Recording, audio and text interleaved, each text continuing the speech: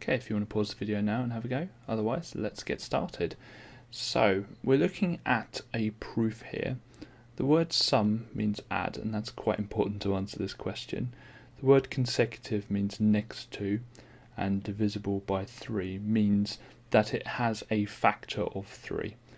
Okay, so if I just think about three numbers, so 3, 4 and 5, and it's saying they're going to be divisible by 3.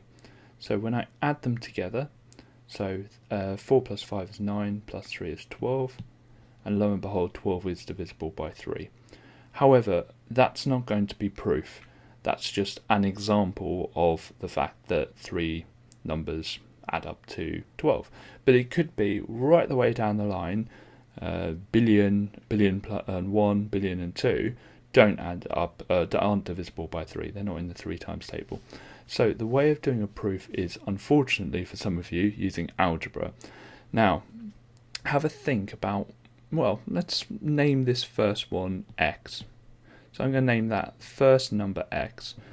What's going to happen with the next number up? Well, it's always going to be one more, so it's going to be x plus 1.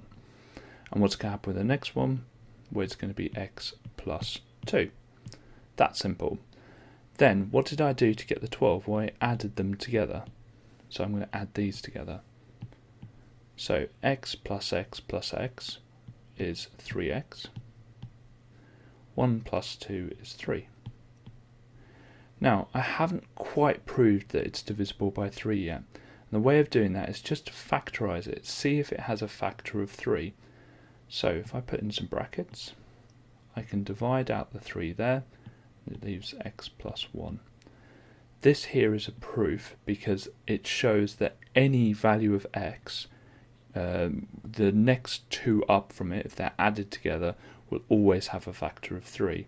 And the examiner is looking at this line here for clear understanding of that. And you might want to write a sentence saying that it shows that whatever's in the bracket is being times by 3 or multiplied by 3, therefore is divisible by 3.